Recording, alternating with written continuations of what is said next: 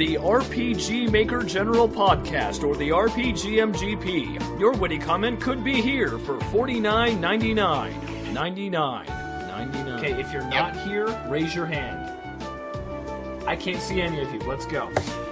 Welcome to the RPG Maker General Podcast, or the rpgmgp, your one-stop shop for everything RPG Maker. This is Marpix, aka Cody, welcoming you back. With us are some returning people from the last podcast, the one and only Sam Windsor. You know, I used to think you and Firgof were the same guy, because you both had like 6-letter long nonsense word names. So in the thread, I'd get the two of you confused. I'm Sam Windsor. I made a game. It's great. You should play it. Link in the description below.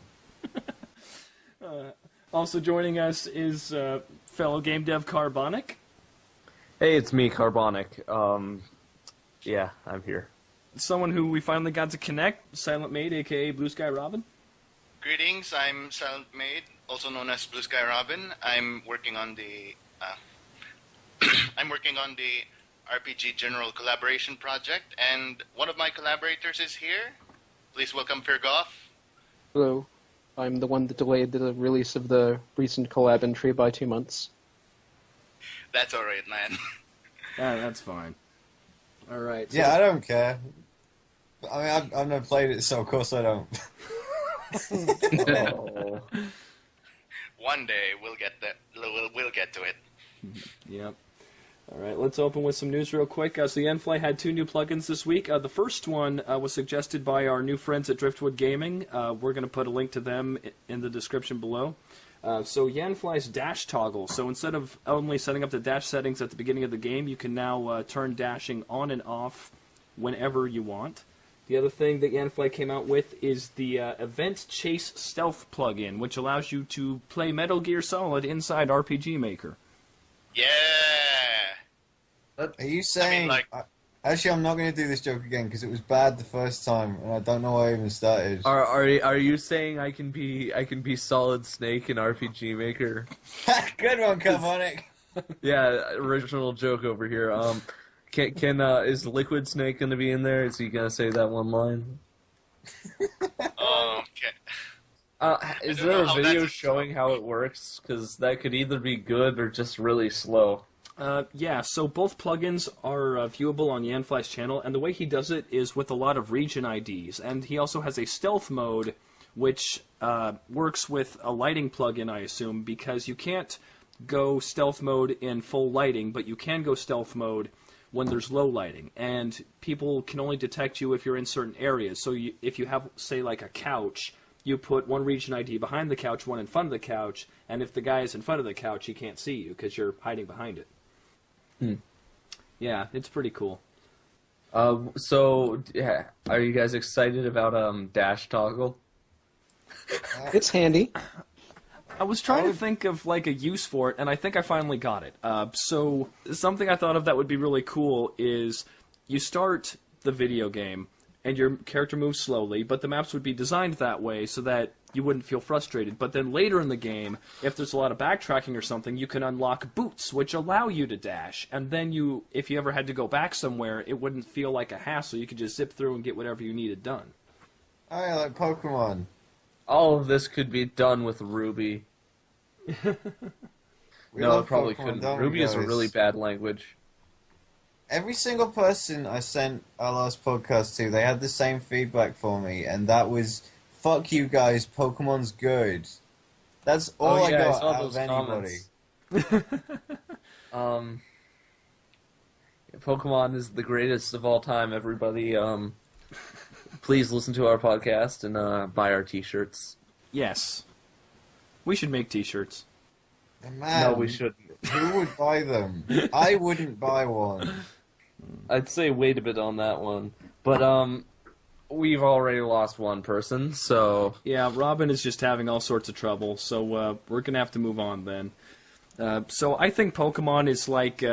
it's like a first girlfriend, you know? Like, it's great, and you like each other, but then you realize later how different you are, and you have to move on, I think.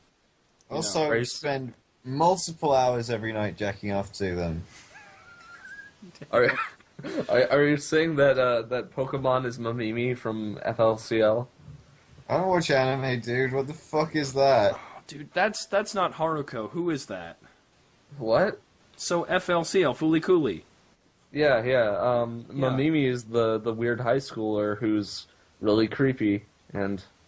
You see, I was thinking more pure and innocent kind of first girlfriend, you know? Not See, really, I skipped that one. not really creepy adult who's kind of almost a pedophile. No, just that girlfriend that, like, you have for a while and she's fun, but then she refuses to grow up and you're kind of like, okay, I guess it's time to move on to Digimon.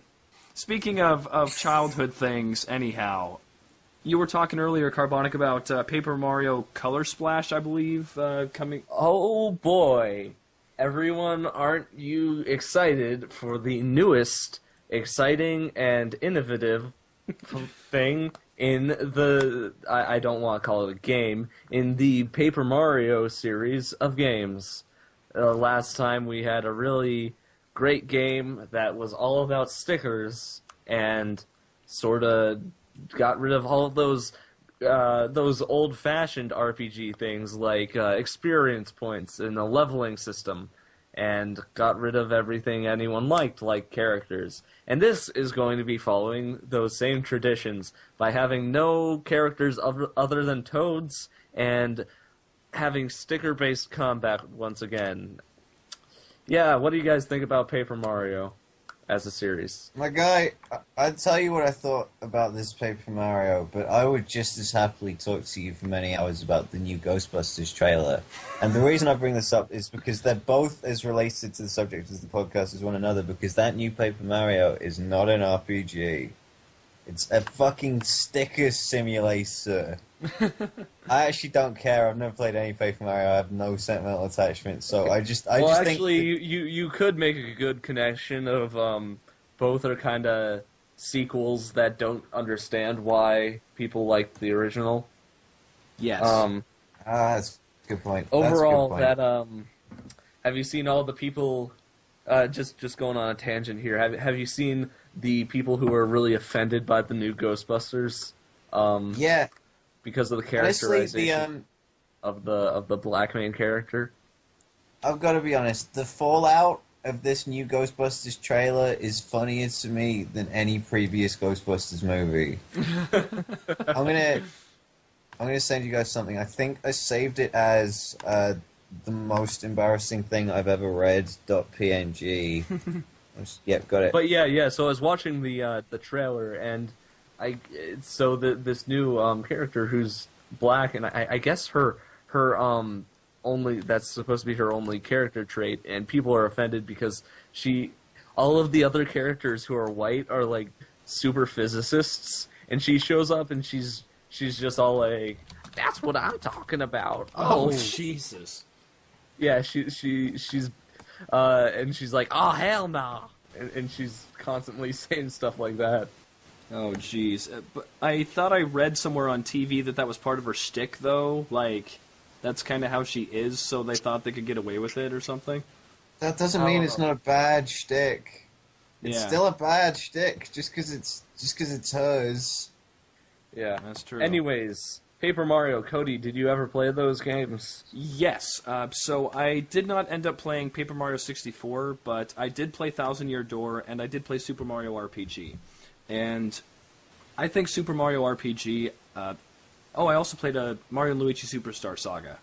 And I think that Mario RPG and Superstar Saga hold up very, very well. I don't think that the Thousand Year Door holds up as well, because you could start to see where they were replacing gameplay with gimmicks. And Thousand Year Door had a lot of backtracking, and hey, look, there's a little hole. Time to turn yourself into a roll of paper.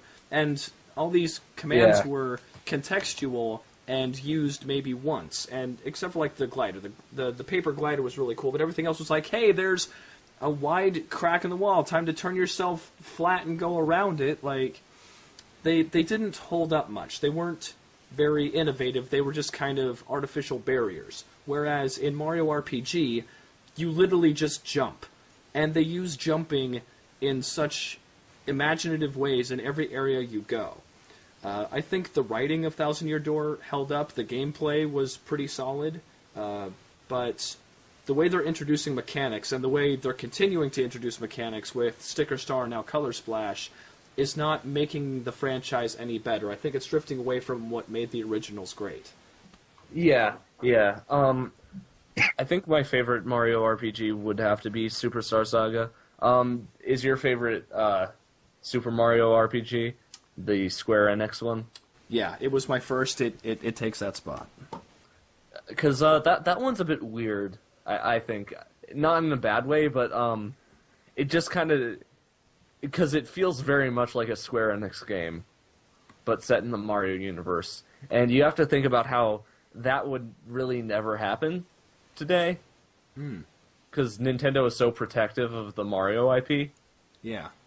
They would like never really let anyone else touch it. Especially with the way Miyamoto has been recently. Have you guys seen that? Yeah, No. sorry, I did. Because Please explain. Miyamoto said that he doesn't want anyone making any original characters for Mario games from here on out. And he doesn't want them using any past original characters. So he wants only characters who have appeared in the main series of platforming games to ever appear. So the Toads, the Sniffets, the Shy Guys, Bowser, that kind of stuff? Yeah. And a lot of people are not into that because they like the characters that first appeared in the RPGs. Well, I think especially with Legend of the Seven Stars, they can't use those characters because they're owned by Square. It seems like the contract stipulations were that any character that existed outside the Mario universe that Square created for the game was property of Square, and that's why Geno only had like a cameo in Superstar Saga and only got released on Smash 3DS and Wii U as a Mii costume alongside Cloud, because they had to negotiate with Squeenix to get those rights. Oh god, I hate the fucking name Squeenix. But no, as in like the ones that were made by Nintendo. He doesn't want any of the Shadow people from Thousand Year Door appearing ever again.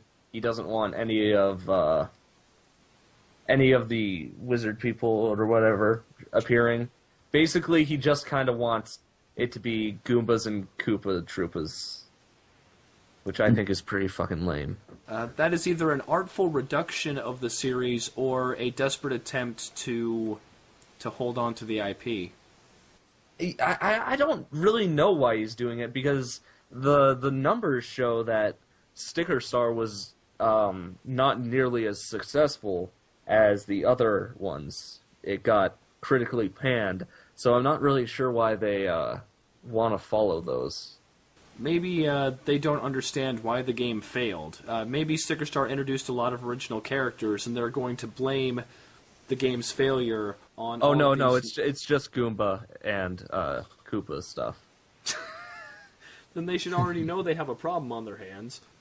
Yeah, no, Nintendo is incredibly out of touch these days with the way they do things. It's one of the biggest criticisms. Like, I have huge problems with Sony and Microsoft, but they tend to know how to do things in a way that their fans like it, and Nintendo is just constantly doing fan disservice and constantly just kind of ruining everything, and they just keep doing it, and at some point they're most likely going to get boycotted, because I think what they're resting on is the fact that up until now they've been able to kind of be in their comfort zone and just keep on releasing the same game and people will buy it. But at this point, I think that that's sort of falling apart. People are getting more and more angry as they kill off more of their, their beloved franchises, and people are just kind of done with the way they're doing things. So I at least hope that people aren't going to buy stuff like this. Yeah, I had a fun conversation on the internet a while ago with somebody, and Nintendo really cornered the market back in the day because there was no quality control. And Nintendo was that bastion of quality, and that was why the Nintendo seal of quality existed up until about 2003. Because no matter what store you were in, there was no internet at the time, but if you saw a game that was made by Nintendo and it had the Nintendo seal, you knew it wasn't going to suck, and you weren't going to waste your money. The Nintendo seal of quality still exists. Nope, they took out of quality back in the early 2000s. It's just the seal now. Oh, yeah. I'm looking over at this thing. It just says licensed product on it now. Yep. Wow, that's kind of very on the nose. Yeah, but now in the days of the internet with reviews and how quickly people can find out the quality of games, Nintendo can't bank on just quality alone. They have to work with third parties, and they kind of tried with Wii U. They're going to kind of try again with NX. They definitely made a bunch of third parties angry about 20 years ago, and they're still trying to work up their street cred again. Yeah. I will say, Wii U was definitely a step in the right direction from the Wii. I think they made a huge mistake in calling it what they did, because in the average gamer's mind, the Wii was a very casual console, and it kind of got this bad connotation with that name by the end of its run. So I feel like they lost a lot of sales just by calling it the Wii U. But I think it was a step in the right direction, although there's still a lot of lame policies that I don't like. Yeah. If we could diplomatically touch on localization for a second. Okay.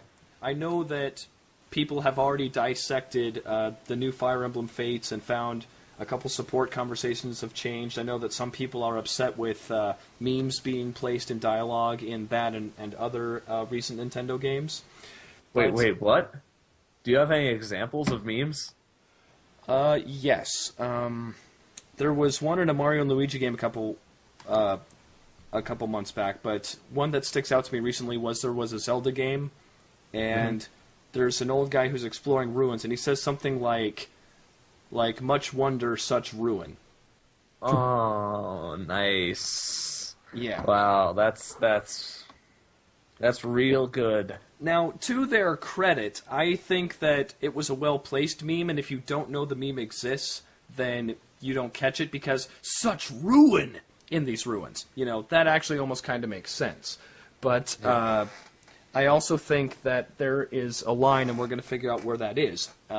Because, you know, back in the day there was censorship, there was adaptations for the local culture, and my greatest example would be Ted Woolsey, who did the translation for Final Fantasy VI, or 3 for you Americans.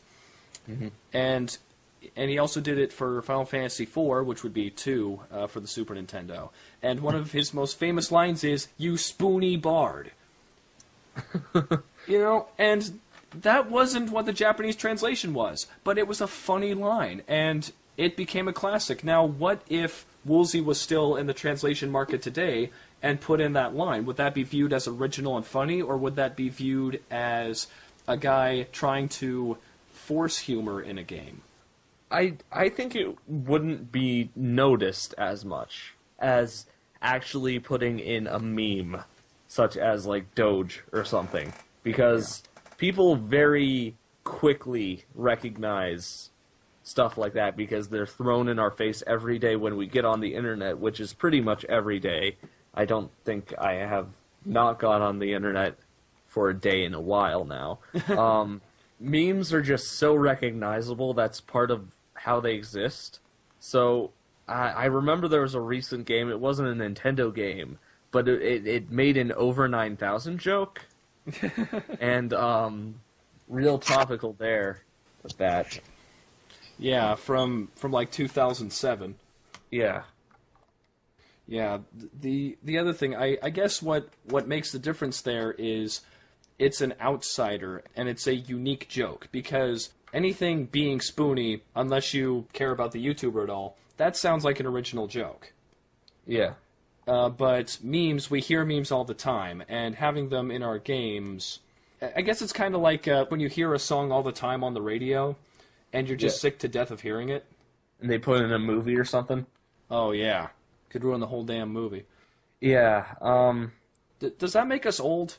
Because I remember when I was younger, like, Eminem was on the radio all the time, and I didn't mind any time I heard it, but nowadays, you know, you hear, like, the big pop hit or what have you, and then you hear it 3 times a day, and it just gets annoying.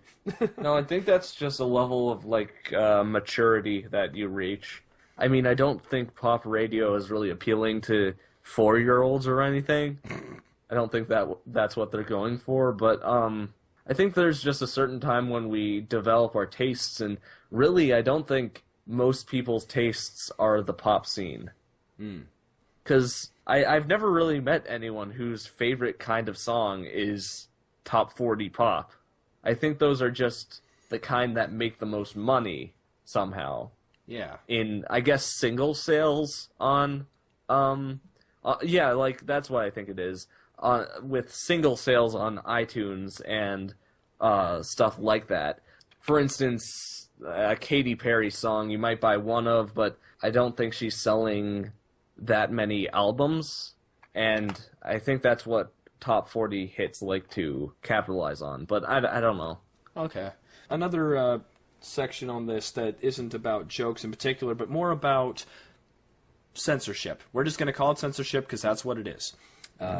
When I played Final Fantasy Legend 2 way back on the Game Boy, there is a section of the game where you are in feudal Japan but not. And everything's very Japanesey and all this kind of stuff. And you end up meeting a merchant named Ichigoya, I believe. And he is ruining the local town because he is illegally smuggling bananas into the land. And that is literally what they call it, is bananas. And it's mentioned like 4 or 5 times that we have to stop this evil banana smuggling operation. Now, as a kid, I thought that was funny. I wondered why bananas would be illegal, but I didn't think too much of it. And now looking up on game FAQs and stuff, the original line was they were shipping drugs. And I don't think I would have been able to buy the game if, it had been drugs that they mentioned 4 or 5 times in a late part of the game. That would have jumped the rating up or something. Although, maybe not. Or I guess it has to do with the cultures of the two countries, because I know in Japan they're a lot more lenient with what kids are allowed to see. For instance, I guess we have a very, I guess, when it comes to this kind of stuff, in America at least, a very kind of prudishness when it comes to media. And I know, I guess the worst country right now is Germany when it comes to video game censorship. Yeah, they're recently getting lax, but if you play Team Fortress 2, like, everyone is technically a robot, they all explode into parts, there's no guts or anything. Yeah. The original Half-Life, people didn't die, they just kind of got on their knees and did this head-shaking effect. And then they slowly faded away. Oh my god. I'm not even joking, they did that. But, yeah, so did you have anything to say about censorship? There's other people in the podcast who aren't me. Did they have an opinion? Yeah, I think censorship's great, actually. I think it's fantastic. What a deep and thoughtful response, Windsor. I don't know what you were expecting. Yeah. I mean, I don't give a shit about Dead or Alive. Like, if I wanna see a bunch of girls in bikinis, I can Google that. Like, I don't need to buy a fucking $60 game that nobody's gonna buy anyway.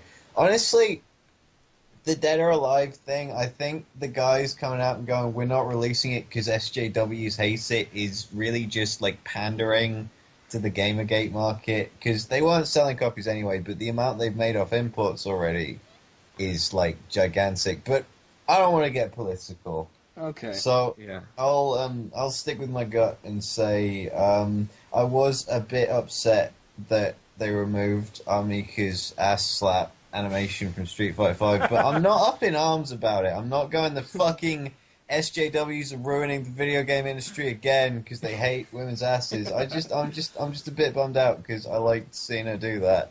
Yeah, and I think when you're Capcom or you're Nintendo, making these subtle changes to appeal to a broader market makes sense to them in a business context, especially since they aren't selling the Deadpool movie, which is all about those kinds of things. So if you change cocaine to bananas and you can sell 10,000 more copies, you do it. Yeah, exactly. Yeah. Fundamentally, they're a business. They're making business decisions. It's nothing to do with like pandering to anyone. Fundamentally, all media is just pandering. Like, fucking The Witness is pandering to people who enjoy puzzle games and like good puzzles. Like, pandering means nothing. I actually hate that phrase. You're showing stuff to people that like that kind of stuff. Exactly. That's all it is, and that's everything. That's every piece of media created for the purpose of sale. Like, if there's a McDonald's billboard and they show me, like, a quarter pounder with cheese and that I can get 2 of them for $5, they're pandering to my sense of value. I am a cheapskate. You're going to give me 2 big-ass burgers for $5? I just might stop in. Yeah. We are in What do no you way think about censorship, Firgof? Oh, well, I mean, as an independent studio, we haven't experienced much of it, but it is an issue worth talking about, especially for the public. Because, I mean, we're listening all the time, people in the industry. We may not say anything, but we are listening. Yeah. I think with Nintendo, they may have gone a teensy bit overboard, and it could also have been what seems to be some weird decisions on the game designer's part over in Japan. Because, like, Phantasy Star Online for the GameCube didn't have a boob slider, but you could alter the height and width and girth of your character, which would obviously induce changes in the bust size to accommodate what their model looked like. But it wasn't specifically a boob slider, it was just changing how your character looked. Yeah. And I think Japan is a little bit more lax on those kinds of things, but then if you're trying to market the game over here stateside and you plan to have children purchase it, then you're going to introduce a lot of dumb parents to conversations they don't want to have with their small children. Speaking of dumb parents, did we talk about kids going to see the Deadpool movie at all? Well, no, because we're an RPG Maker podcast. I know, go but I on. feel like I need to talk about this because I went to see Deadpool and there was at least like 10 kids there. Oh my god. And I it's just a lot of, and it fits in with the whole censorship thing because I feel a lot of parents have enough energy to complain and try to boycott a company or something, but not enough energy to actually check beforehand to see if something's for their kids. Yeah, and I think that's why Nintendo tries to keep their T ratings kind of a low T. Because, I mean, technically, like, there was a Tharja panty shot or something that got censored in Awakening. Yeah. Yeah, that was bullshit. I was very upset. Now, technically, in a T-rated game, you know, that would be okay. And there's even looter scenes and stuff like Riviera the Promised Land for Game Boy Advance, but Riviera is also ridiculously difficult and children wouldn't be playing it. I mean, they just bought Bayonetta, so... Yeah, that's true.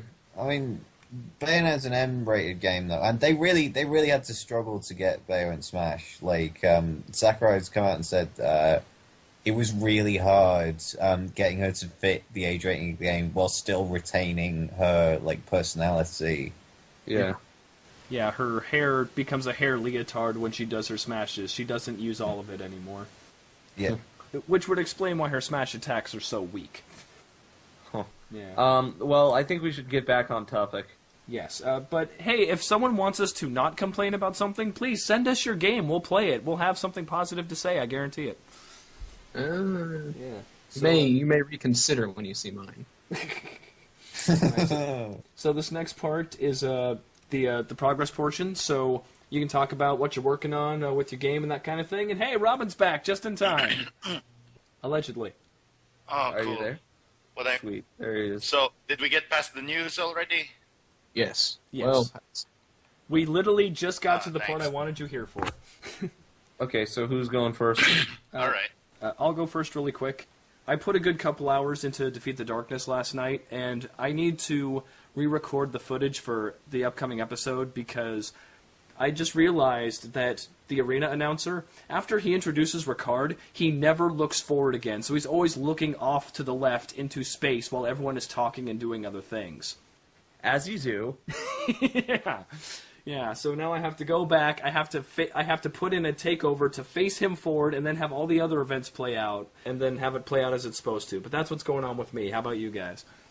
Well, the other day I sat down for pretty much a full day and put that all into working on Dashboard, it was very tiring, and I felt sort of sick in the head after doing it.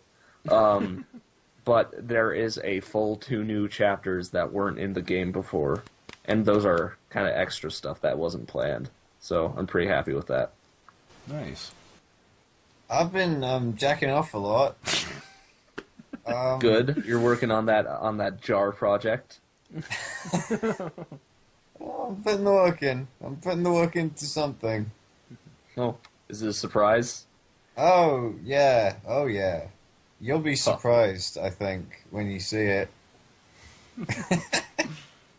Wonderful. I don't want to see it. He'll have a gallon by the time we get to see it. Ugh. All right. Yeah. So Firgof, what are you? Firgof, what are you up to over there? Oh, well, I mean, RPG Maker wise, I'm just working on this little project that I started yesterday for the RPG Maker Web Birthday Bash competition. Professionally, I'm just working on art for Star Ruler 2's expansion. All right. Well, what's up with the RPG Maker Birthday Bash? What's that all about? I'm making a little stealth action game based off of this old series that I was working on a year or two ago called Dim. So it'll be a cyberpunk RPG horror game. Oh, cool. All right, looking forward to it. So, Robyn, what's going on with you these days? You know, work sucks, and there's the RPG collaboration project. I'm still working on it. 4th week, but I'm just inching along. You know that feel. Let's see. For actual progress, I've been working on...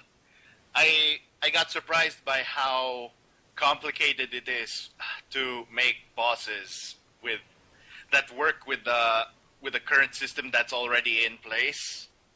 Because the last time I worked on the collaboration project, I didn't touch the combat stuff. But now I kind of have to, because finale.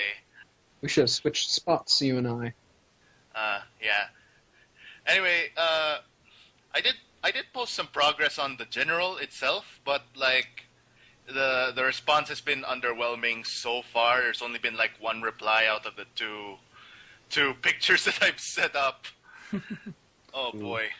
Which really bugs me, because like I literally placed the picture of the one guy everyone was hyped to be put in, because like he was introduced and never did anything.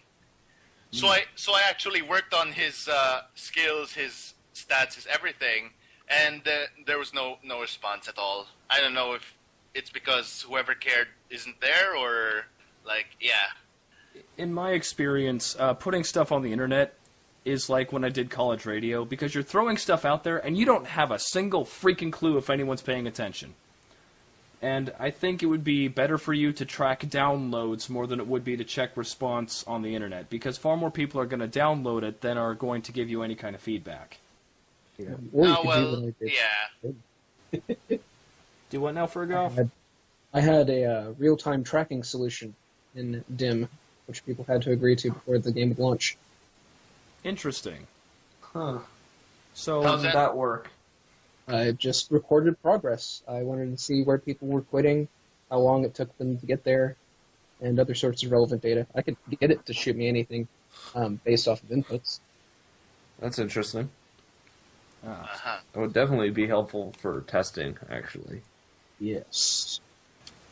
if you ever release on Steam, do you think you would disable that system and switch to what most games do with achievements, where they make those really shitty progress-based achievements? Well, from how my boss has described it, the API for all of that stuff is really simple, but the issue would be I'd have to port it to JavaScript if I use RPG Maker MV, and I don't even know how I would do that. Oh, that'd be a thing. Watch someone make a plugin for Steam APIs or whatever. Because it's in CPP. All right.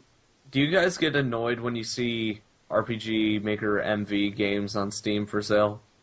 It depends. Like, I don't like Eh. default assets. I don't like seeing default assets in games. Like I just won't play a game as default assets because that suggests to me that the person making it was like lazy and I don't want to play a game that didn't have like effort put into it.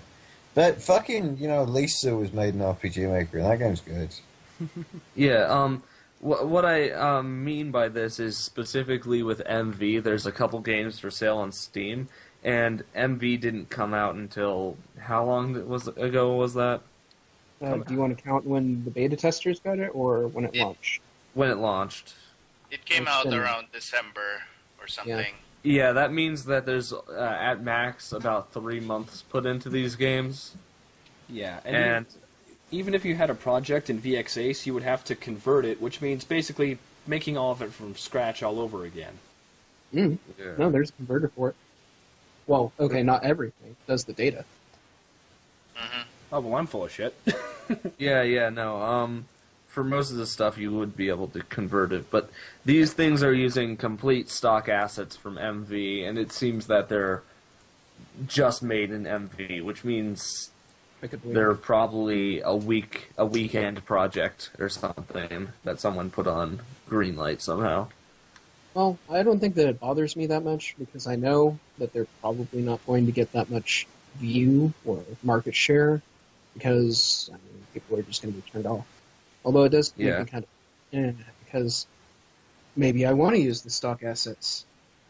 Yeah. I don't know. I mean, Yeah. it makes me kind of, I guess, there's not really any quality control on Steam, really, when it comes to... Yeah. Well, there is, but it's automated. And, I mean, I probably shouldn't be talking about this because I got through Greenlight, and it sounds sounds a we were bit early conceited. access before it's early access, so you're in good company. But no, it's just a big complaint people have been having lately. Have you seen like things like Day One Gary's Incident and stuff? Oh boy. Just things that so many games like those are being put on Steam with really not much looking into it Yeah. before it's released. There's a big brouhaha on the Explorminate forums, specifically talking about, early access as a platform in general. And I kind of think that something's got to give with that in Greenlight. Like, whether the community votes on whether you get to actually charge for it, or I don't know. Yeah, I think early access needs to be changed because there's, I think, 2 maximum early access games that deserve to be on Steam.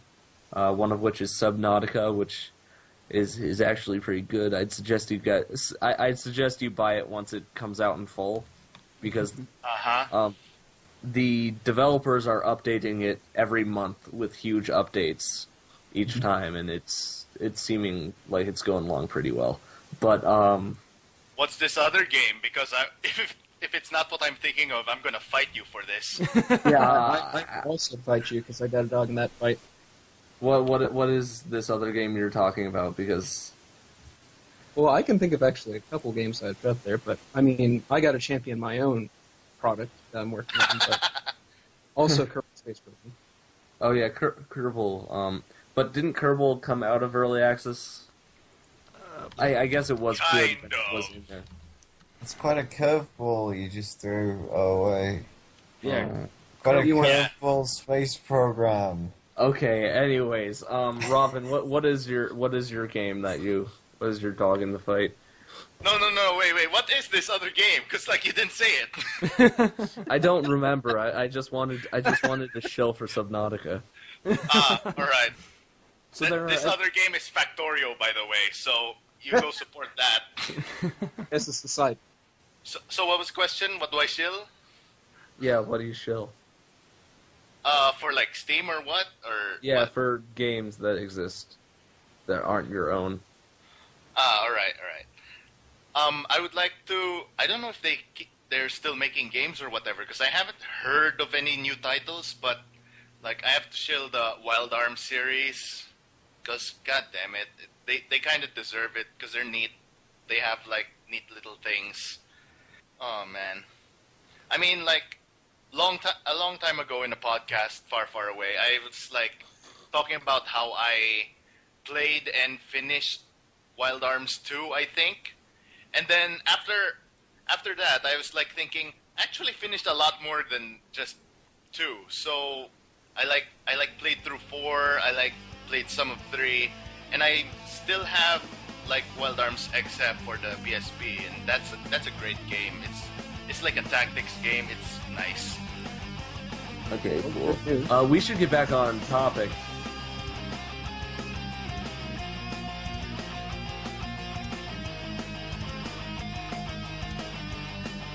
Hey, Windsor.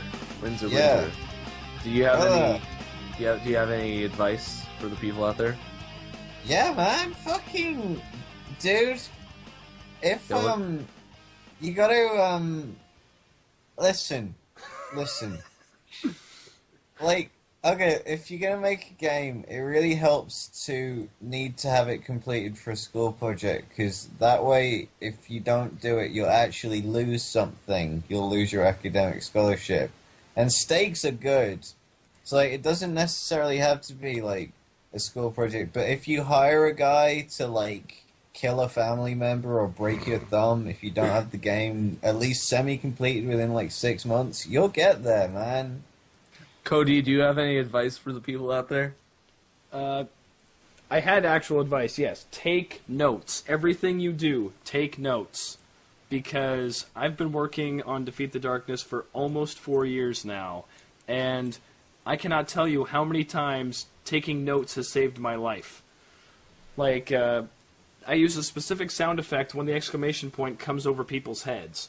And I can tell you off the top of my head that it is sound 4, pitch 18. But I wrote it down, and by writing it down, I remembered what the hell it was, and I was able to put it in other spots in the game instead of just the first part and then go to, wait, what map was that in? Okay, map 4, and then she does it on this page. Okay, that's what it was, copy, paste. I know how to do it now. It's made things very smooth. I always just put that sort of global stuff in common events so I never lose it. That could also work too. But both of you guys are disappointing me because you didn't do the fucking joke. I had actual advice this time. Okay, guys. I do have actual advice, but later. Okay, guys, real fucking talk. You gotta back your shit up.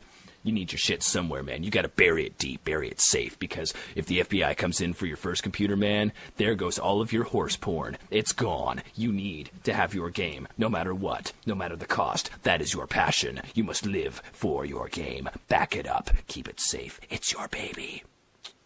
That's right, back it up. You know, it's been like 2 years since I've jacked off to horse porn. I like how you said horse porn because it's so specific. Dude, there are only so many animals with a penis that large. Wait, am I Windsor? What's going on? Anyhow.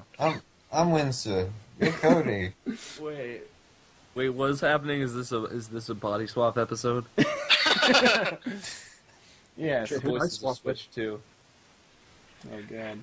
Alright, okay, so did you want to give your advice now, Robyn, or should we move on to the actual subject today? Right. My advice. Whatever estimate you have for your game, you extend that estimate for like 1.5 times your actual estimate, because whatever your plan, it's not gonna be that short. Even like experts in, as far as I heard, experts in game making also take take their best estimate and then make it even longer because they know it's going to take longer than they expect. Oh, absolutely. And it gives you negotiation room. Mm-hmm. Yeah. Isn't it that the first 50% of your game is the first 90% of your game, and then the last 10% of your game is really where the last 50% of your effort goes? Ooh, that Kinda. Yeah, that too. Perfect. Well, because I mean, like, regardless of how well you planned or whatever, there's gonna be stuff that happens, and like, whether you can like predict it or not, it's gonna happen. So yeah, whatever your best estimate. Yeah. Next. Okay, let's move on to the main thing, I guess. All right, perfect. So today's subject wasn't actually censorship; it was mechanics. And Robyn had this question a couple weeks ago. And I really wanted to get into how games handle character progression and their leveling systems. And let me start Yes. off by saying that I hate Deus Ex Human Revolution for its leveling system. It is horrible. It shouldn't even be called a leveling system. So if you kill a guy, okay, you just kill a guy, boom, dead. You get 10 experience points. If you take him out silently, you get 20 experience points. If you take out more than one at a time, there are bonus multipliers, so you can get up to like 50 experience points for killing a dude. If you do one plot-required mission, you get 5,000 experience points. So you can either kill 500 dudes, and I don't think there's 500 dudes in the game, or you complete one plot mission, and that unlocks a new ability for you. So I think that the progression in there is locked to the story and really isn't an RPG. I like to talk about it a little bit because oh boy, because yeah, the story missions give like 5,000 experience, and like if you don't know, you only need 5,000 experience every time for each level up point. All right, because like it's a skill tree, and then each skill point goes to a skill and whatever. That's how the system there works. But like, yeah, it's the stupidest thing because like early on in the game, if you just really wanted to like power level because you're amazing, like you just pick hacking, hack every item that's in like the first hub area, and you're practically gonna like steamroll the rest of the game.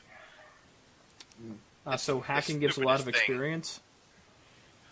Well, not by itself, no, but like there's just so many little things that can be hacked because the world in Deus Ex is like semi-futuristic, and so all like every little door, computer, and everything has like passwords. And even if you have like the code for that thing, you can still just hack it for the experience because like. Yeah, having progression locked character advancement really grinds my gears, especially with the difference between Final Fantasy Tactics and Final Fantasy Tactics Advance and A2.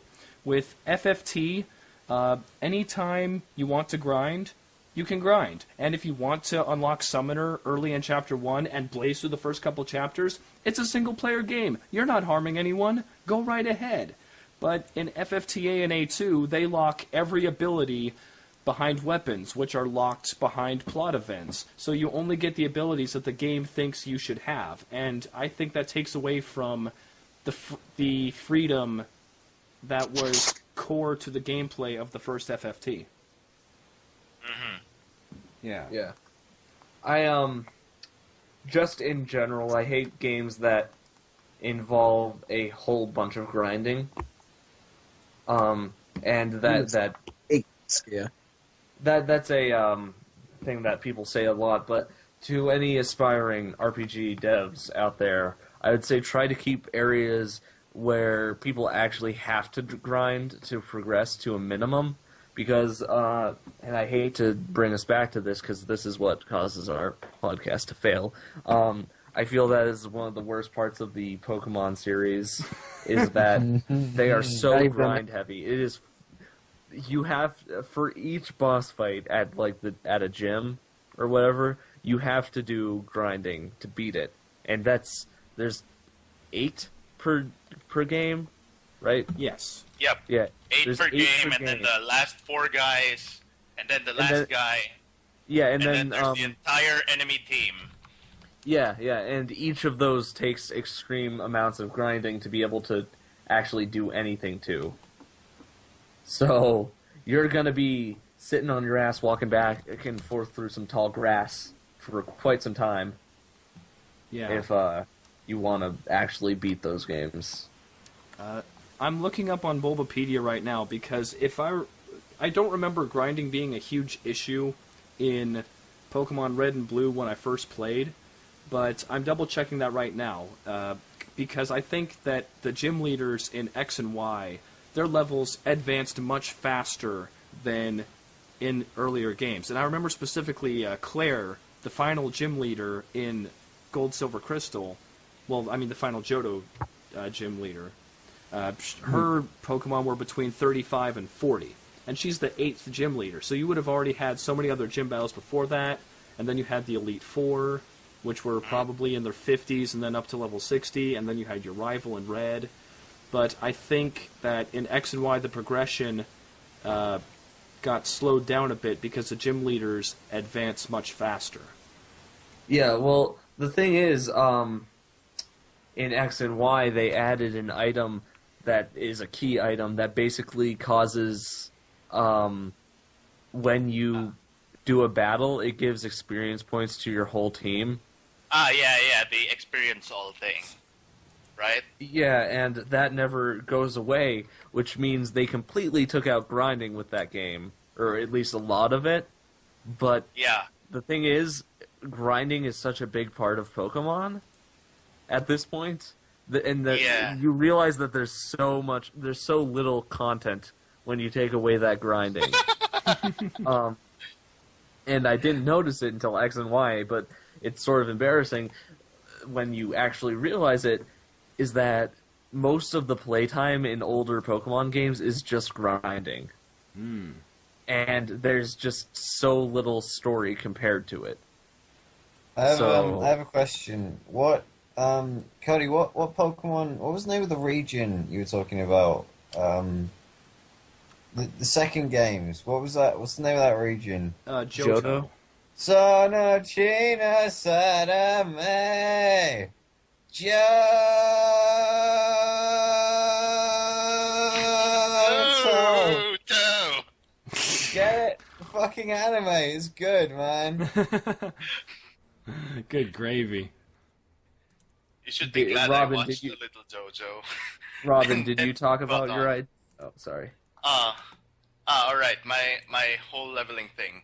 I hate the usual grindy level thing, but like there's some games that I like. You mentioned like how you didn't like progress being locked by the story, right? Yeah. Cody, yeah. But like there are some games that do it okay, and like one of the closest things that come to mind is Monster Hunter, because okay, I know it's not an RPG, but hear me out. The way Monster Hunter does it is like you go hunt or kill a thing or get rocks or whatever, and like yeah, that's what you do, and like you go gather those things, you come back, you make or upgrade a good piece of equipment, and you use that to kill the next thing, and it's locked by progression, but it's like it doesn't feel bad because the feedback is there, right? Yeah. Like you get the new piece of equipment because you worked hard on it, and so you can use it now to more easily kill the thing you killed. Well, yeah, it feels natural in Monster Hunter because you kill a dragon, you get a dragon's claw, you turn that into a knife or whatever, and it's a really good knife. And so you feel the feedback between you kill the thing, which gives you better things to kill bigger and badder things. Yeah, and like I actually would prefer progression go like that in some games, because like there was this one game, what was it called? Manakemia, I think.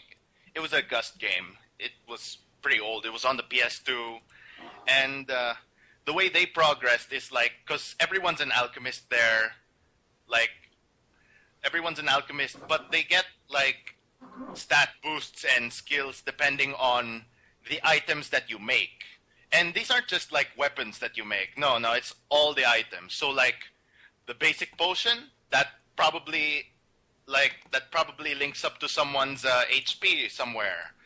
And so like you're given this incentive to like explore, to kill new monsters, so that you can get the ingredients to make these new things. And then like it also works for some of them because like it lets you have an incentive to make items you otherwise normally wouldn't make, because like I'm sure there's like one of these games, because like you can make like a good potion, and then you can still make the lesser potion. You don't have to make the lesser potion, but the lesser potion leads to other variants or something, and like, so yeah, you figure out all the items, and as you figure out more items to craft and whatever, your team gets better skills, better stats, everything.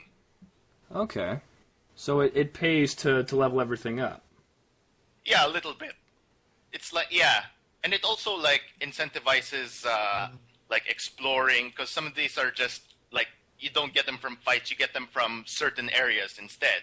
It's kind of good because their encounter system is such a way that if you're strong enough, the monsters are, like, you just you can swing your sword in the overworld. So if you swing your sword and you just hit the monster that's weak enough, there's no battle. They just die and you get some stuff. That is beautiful. I wish more games did that. Yeah, the Earthbound kind of encounter thing. Or whatever, I don't know. I don't know where it first came out. Yeah. Something I liked in Suikoden for the PS1 is the game kept track of your level. And there was not only just fight and run, but there was also an option called bribe. And bribe it scaled with your level. You could pay enemies to let you go.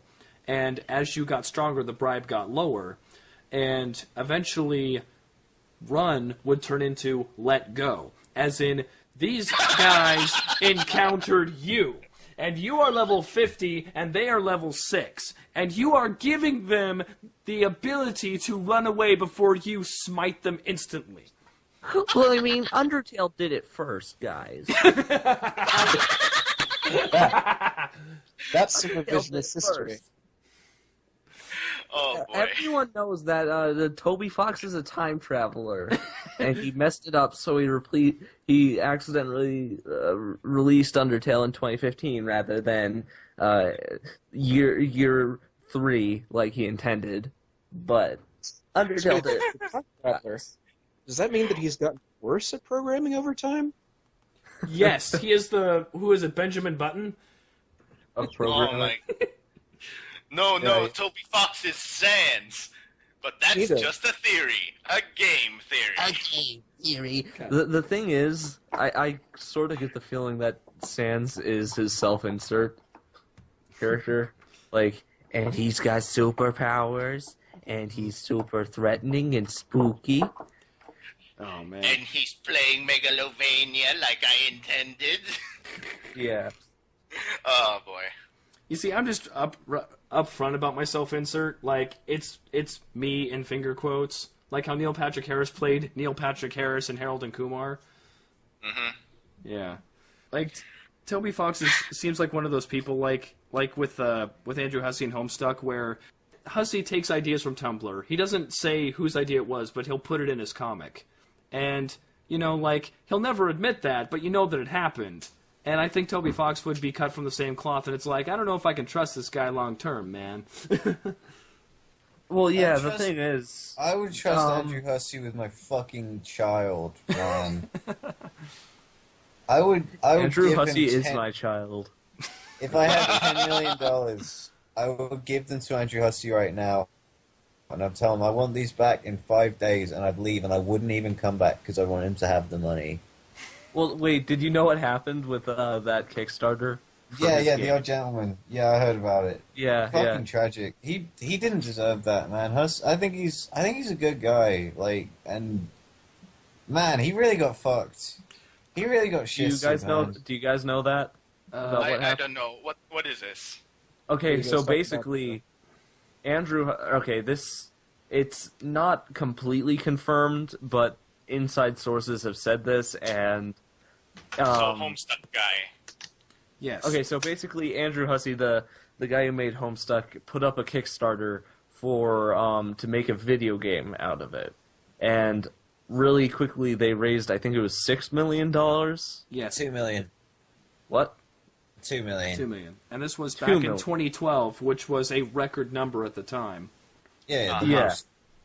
Yeah, it was insane. So they had this money, and they They used that money to commission the Odd Gentleman to make the game, right? Mm-hmm. the studio, and basically what happened was the odd gentleman took the money and they stole the money and they used it to make a King's Quest game, and they just disappeared. Now, Wait. King's Quest, as in like the one that's currently going on. That's kind of like yeah. Telltale, The or- one, the Yeah, King's episodic Quest. one. Are you serious? Yeah. Wow. That's made on stolen money from Homestuck. Wow, that's fucking tragic. so they pulled a Borderlands, huh? Yeah. Oh, jeez. If I met those gentlemen guys, I would headbutt them, man. I'm never ever playing that King's Quest, that new King's Quest. However good people say it is, because I do not want to encourage them. Like they're Have a you bunch seen of the cunts. Have you seen the any gameplay from it? Yeah, I've seen some gameplay, yeah. Because it's pretty high quality. It's the kind of stuff that a small studio like that wouldn't be able to achieve without a huge sum of stolen money. money. Yeah. But yeah, I feel man. I do feel bad in that sense for Andrew Hussey, because right now he's still making the game, but now he has to pay out of pocket for it. Yeah. And I think considering what happened, he's been kind of scraping along fine, but it's still almost vaporware at this point, because he's had to completely form his own game company to do it. In Damn it. Yeah, with how tenacious he is, I think he'll get it out. Even if it takes him until 2025, he will stick with it, and he will eventually get it out. And then all and those it'll be Homestuck... completely overshadowed by Undertale 2. But no, all the possible Homestuck fans will 322. introduce their young children to it. It'll be great. No, the thing is, Homestuck fans have become Undertale fans. Or Steven Universe fans. Just evaporated. There is no more Homestuck fandom. Well, no, there really isn't, because it's been on hiatus for like 2 years now. Oh. Or not really, but it's been going in and out for Yeah, 2 years. So no one really reads it anymore. Oh, God. You know, there are some webcomics that update infrequently, but I still go back to, like, Order of the Stick. Like, I'll come back after 3 months and there'll be 4 new comics. Uh-huh. Yeah. The thing is, I've read all of Homestuck, and I'm really angry. I might have said this already, but I'm really angry because I can't just leave a story that I've invested this much time into. So I actually want to see how it ends. Yeah. Uh-huh. That's why I only read webcomics that are like each page is a one shot or something, because like I can't really invest my time anymore with comics that don't finish. Oh, man. I actually went out of my way to finish 8-Bit Theater last year. Yeah. Yeah, this is when I was working at the hotel and had a bit of free time in the winter, because... Oh man, yeah. You see that ending? That was great. Wasn't great. No. Okay, you caught me. Yeah, like, I will give Brian Clevenger all the credit in the world. He had some good jokes. He knew how to keep the comic going. He had a fantastic run. There was some epic moments, but you can't get into 8-Bit Theater and expect there to be a payoff, because you should have known right from the first 100 panels that he does not know how to do resolutions, because there's that point where Fighter and Black Mage meet these monsters, and Fighter's talking up about how great Black Mage is and how he's the arbiter of death, and he could destroy your souls with nary but a wave of his finger. And then they run away. And you should have known right there that for every build-up that Clevenger is capable of, he doesn't know how to finish. And Well, he did finish. It's just left it open. it was unsatisfying. It's like you walk into this fancy restaurant, okay? It's called Le Cordon Bleu or something. And you look at the menus. The menus are all fancy. Everyone's wearing suits. The guys are talking to you like not only are they your waiter, but they're your best friend. The place looks amazing. You look at the menu. Everything costs $50. You expect it to be great. And they hand you a Big Mac. Yeah. With no sense of irony on their face. You have paid $50 for a Big Mac, and they have handed it to you like, sure, man, here you go, enjoy. It's like, wait, Yeah, no. like you, there's this really good pizza place, but they don't have pepperoni. and they're like, we're introducing pepperoni, guys. Get hype. Come in and we'll give you this, but it'll cost extra. So you get really hyped because their cheese pizzas are really good, and even their Hawaiian pizzas are really good. So the pepperoni pizza is going to be great, and they hand you a full pizza, like a really big pizza with one piece of pepperoni, or like a half a piece of it. It's like cut and like put on the side. Exactly. No. They have like the pepperoni sausage on top of the pizza. Yeah. Well, no, because then you could cut it and just have all the pepperoni. It's just like half of a slice. Yeah. When the expectation does not match reality, that's when you're in trouble. Which is one of the reasons why Valve is kind of in a bad place with Half-Life 3. Oh god, they should make it a mobile But game. that's not confirmed. Make it into a Candy Crush clone. I don't envy Gravity those Gun. guys. I do not Would you envy like a to pay single one of them. microtransactions for Gravity Gun? Sorry, what was that? Oh god. Oh, I do not envy them. Creating Half-Life 3 is beyond difficult. Would you say beyond Duke Nukem Forever tier hype? Yeah, I would actually. I think it's been falling off the past couple years, I'd say. But the moment they announce it, it's going to come right back. It's Yeah. been falling off because the Illuminati were like trying to hide it now. They're embarrassed. Yeah, because the Illuminati were actually the Combine all along. They're real. Marty. Scud is real. Have you guys read the potential story leaks? Like the overarch for the whole saga? No. No. Ah. Do you have a link for that? Because I'll check it out. If you give me a bit to fish after the podcast, I bet I can find it. Sure. We will protect all the precious virgin ears who are listening who are still hyped. But I remember it was a couple months ago that the lead writer for the Half-Life series got let go. Or Yeah. Yep. Although I think he quit. He quit. I think he went off to work on something else in another studio. I mean, why would you stay with Valve? I mean, they pay well, but the thing is, I don't think I'd ever want a job where I'm not doing anything other than making would. apps. Yeah, I mean, Fucking You look at dream the game- job. Getting look at the paid to games do that- nothing? That's well, no, you're paradise. getting paid and you're not allowed to do anything. Is a better way to say. Yeah. You see, Even better. Windsor, like the whole thing was from what I could interpret. He's the lead writer, but there's nothing to write. So his passion is writing, and they don't need him for anything. So Windsor, imagine if your job, was to get laid. That was the whole job, was to get laid for 8 hours a day. But there were no girls. You were just locked in a room with a copy of War and Peace, and you had to read it for 8 hours a day. I don't think you could have explained this best, sir. I completely understand. Cool. It's a shame too. But 'cause- yeah, no. What I mean is specifically since Valve is their policies, from what I can tell, is that you're not allowed. And this is a pretty common policy, but you're not allowed to really have personal projects or anything while you're thought working they were- for them. I thought they were just fine with it. It's just, it becomes a studio project. That has to be, be given No, the game. like you can't work on. From what I heard, it's just not allowed. You're supposed to follow direct kind of what you're supposed to do constantly. And the thing is, at this point, they're not doing anything. They're really putting more money into building up Steam in the way it works. So really, there's a lot of people who they're getting paid a lot, but they're being paid to stand in a room and kind of waste away, Yeah. Yeah. I think where was I going with that? It makes sense to them, though, because they are basically just a marketplace and an economy. Because Dota 2, if we remember, the last International brought in $18 million in prize money.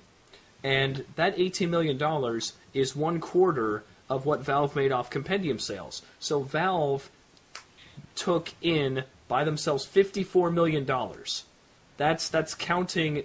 They took in roughly $72 million, gave $18 million to the community, and then kept the other $54 for themselves. They are making bank doing economy stuff. They don't have to make games anymore, which I find hilarious. I know, but it's kind of sad that they don't have just even a kind of small division working on games. They're just. They probably. I mean, do. actually, Probably no, have that's sure not true. They're about to release Source 2. Yeah. And they pretty have all the excited. VR prototypes. Source- Does that come somewhere? Source 2? Wow. Yeah. I can't wait for Gary's Mod 2 then. I mean- it's already. Is it in development? Yep. Are they converting Gary's had it for a Gary's while. Mod to Source 2? That's pretty cool. I I have no idea how Gary's Mod works. It's How would Gary's Mod 2 even work? Like Gary's I think Mod it'd 2, just be an more update. hats. Would be Gary's Mod 1 with improved physics and prettier graphics, I imagine. And hopefully, Yeah. hopefully, No, by the way, multiplayer. there No, are people. no. If it got better physics, it would actually be worse, wouldn't it? It depends. I mean, when you had things like space build going on, you'd have servers crashing because shit would be going crazy. No, Overall, you don't need the- better. You don't need better physics. You just need better like RAM, whatever management, or whatever it is. I don't see the relationship between those two things. But all right, Yeah, Source 2 will allow you to download more RAM. Yeah. just download it right into your CPU. Oh god, that just reminded me.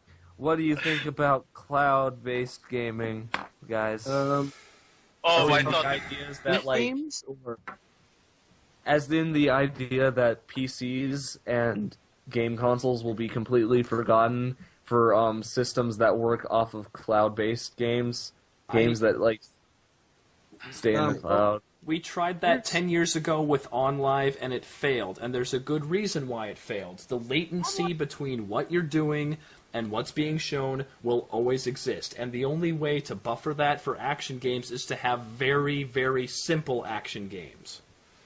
Yeah, that's the thing. Live did all right, but yeah, it only fits a certain market. Yeah, if you're trying to put like Monopoly on OnLive, that'll work. That's turn-based. You don't need reflexes. But most people, not only are they playing action games, they're playing multiplayer action games. So this service wouldn't even help the majority of the gaming fan base. It might work if you're trying to sell them, Bejeweled or Candy Crush, but those already run on modern devices. You realize that the drive isn't really for the gamers; it's for the producers, right? Because like the ultimate, the crown jewel of DRM would be no software exists on the consumer's computer to modify. Therefore, it can't be broken. Yeah. Oh boy. I don't think that will ever happen in a million fucking years. Well, I mean, people keep trying to push it. Diablo 3 was a big jump trying to make that happen. And we all know how Diablo 3 turned out. Yeah, I was against it from the get-go. I watched a friend of mine play Diablo 3, and this is real talk here. I watched a friend of mine play Diablo 3, and he was on his laptop, he was playing it, and because they were forcing the connectivity to the server all the time, he was lagging in a single-player game. Yeah, that's it. And I find that concept ludicrous. And if you're going to enforce a real money auction house and these kinds of things, then I understand that safeguards have to be in place, but you can't have a busted system like that. I think it should have been you have your single-player environment and then your multiplayer environment. I mean, I can't fault them because they do have people whispering in their ears that they're losing so many millions of dollars through piracy, even though nobody can prove that, and that gets further murky, and that's a 10-minute discussion in and of itself of how that's weird. Yeah. But, oh god, I just thought of it just something. doesn't work. Like, DRM is just a negative thing, really, for everybody involved. What I happened? think it's great, personally. I know what DRM is. I can't contribute to this discussion at all. I'm playing Pokemon Shuffle. I'm playing Pokemon Red right now, but Pokemon's pretty great, isn't it? Why don't we just do a podcast about Pokemon? well, Pokemon's a really good game. It's really good, guys. Yeah. Everyone, You see Oh, that little gray button underneath the video right now. Yeah. It's right there. It's right next to the channel name. It says subscribe. If you could just click on that real quick and click on the like button and be sure to put a nice little comment down there. Because That'd be really nice and tell us about how much you love Pokemon. You realize Yeah, that leave a comment. the window to attract Good. those Pokemon fans was lost about 20 minutes ago when they hit that thumbs down button. God damn it. I mean, but if we can carefully steer this back into leveling systems real quick, grinding in RPGs is kind of a catharsis. It's like gardening. You go and you do it, and it's brainless, and it's something that you can do without having to put too much thought into it, but you've still progressed. And that's kind of what you're doing right now, Carb. Is like, well, I can't put too much thought into what I'm doing, but I can play while I'm podcasting. I can make advancement. yeah. Yeah, there was a couple podcasts ago, I was actually playing Smash 3DS while we were podcasting, and I realized that trying to play a fighting game is not an optimal use of my brain power when I'm trying to do a podcast. It's a little too much. I'm not that good yet. I mean, Smash Yeah. isn't a fighting game. It's barely a video game, honestly. It's really just a waste of time. But nonetheless, I get the point you're trying to make. Are you trying to alienate more people? Yeah, I'm trying to alienate my people, because it was my idea a couple of shows ago to just do a Smash podcast where we don't mention RPG. We'd still label it the RPG Maker podcast. We'd still sucker in the rpgmg crowd. But from the beginning... Okay, it's just- wait. I want to ask you something. Do you think that the community for RPG Maker is bigger than the one for Smash Bros? No. Not even close. Not even like a tenth. Oh, boy. Because that's the way it sounded, like you were saying. But No, that's no, the no. audience we've already got. We can trick them into listening to anything, honestly. God I'm damn curious it. to sir. hear your theory on that. But you know what's gonna happen? You know what's gonna happen though? Like we make the Smash cast, and then what will happen is that'll be the most that we'll ever talk about for RPG Maker, and Smash will not be mentioned at all. We just can't help but getting derailed. Every comment will be false advertisement. Yes. 86% thumbs down. Now, what if we were talking about a Smash Brothers RPG game? And, because, just bringing that up, RPG Maker and Smash, I'm looking at my Pac-Man amiibo right now. Pac-Man would be a good RPG character because you could summon a random fruit, and then that fruit would have an ability. And that would be his whole gimmick. Oh my goodness, Cody, that reminds me. That reminds me, there was a guy on the General that was working on a Smash RPG, actually. Right now, there's a guy on the Indie Games General who's he's making a mod for Lisa that acts as a crossover between Lisa and Hotline Miami. Sounds great. One's a side-scroller and one's top-down. How would that work? So the I game don't know, hits you I- both emotionally and physically. I don't know how he's planning on doing it, but hey, Cody. Yeah. Okay, look over at your Pac-Man amiibo. Okay. Okay, are you looking at? I'm looking at him. Okay, right now we're both looking at a Pac-Man amiibo. Just a little connection right there. You are my pack brother, Karbonic. It's like when people are like, look up at the moon and you're looking at the same moon as me. We're now Talking about Monster Hunter earlier, I've had Monster Hunter! this earwig for 5 damn years, where I've tried to figure out how in the hell to make combat in an RPG Maker game not really based on levels, determined more by player skill, but not a pain in the ass. And then I played Metal Gear Rising: Revengeance, and I went, God damn it, I want that, and that has nothing to do with RPGs. Yeah, I think the worst part about skill-based gameplay is that you can't really put in a strong leveling up system because because then you can just grind and level up strength and just mash attack, and there goes all the thought you went into balancing it. Yeah. And with a purely skill-balanced game, there's a player could just wade through the whole whole game. Disregard your entire concept of balance and beat it. Yeah. And then you're going to have the asshole speedrunners who figure out what abilities are the best. Okay, so you just level up strength, and then you press 1 button, and you match the skill. Oh, man. And then you win. Oh, boy.